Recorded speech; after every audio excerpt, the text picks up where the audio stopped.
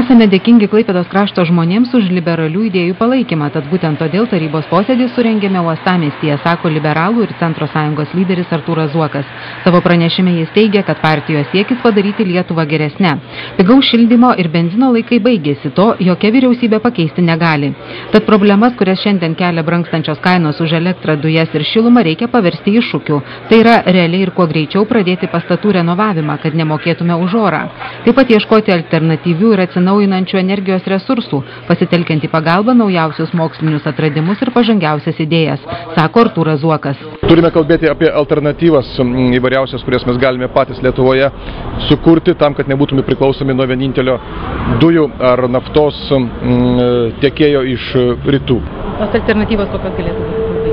Pirmiausia, be abejo, šiukšlių deginimas.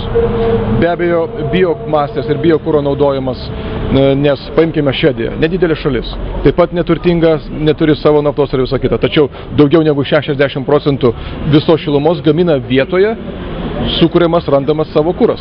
Pagaliau vėją reikia įdarbinti, ypatingai pajūry. Artūras Zuokas pasidžiaugė, kad liberalų ir Centro sąjungai inicijavus referendumo dėl Ignalinos atominės elektrinės darbo pratęsimo paskelbimą, Seimas tam pritarė.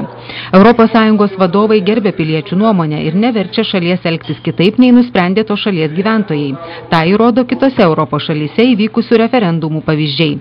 Tad svarbu, kad rudenį Lietuvos piliečiai aktyviai dalyvautų referendume, teigia partijos lyderis. Kai kas teigia argumentą, kad 4 milijonai bus išleisti vien tik referendumo organizavimui, kad yra bereikalingos išlaidos. Tai aš noriu pasakyti, kad po to, kai bus uždaryta atominė elektrinė, Klaipėdos gyventojai per vieną mėnesį sumokės didesnių sąskaitų už tos pačius 4 milijonus. Taigi šis referendumas labai aiškus būdas apginti savo pinigus, apginti savo santaupas ir nemokėti daugiau už elektrą, nes uždarius atominę elektrinę, kaip minėjau, elektros kaina brangtų faktiškai daugiau negu dvigubai.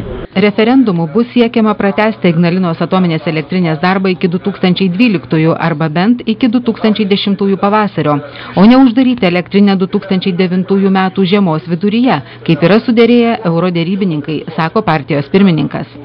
Pasidžiaugta ir tuo, kad pavyko sumažinti gyventojų pajamų mokestį nuo 33 iki 24%. Rudens sesijoje sieksime, kad būtų aišku, nuo kokios datos šis mokestis galėtų būti sumažintas iki 20%, teigia Artūras Zuokas.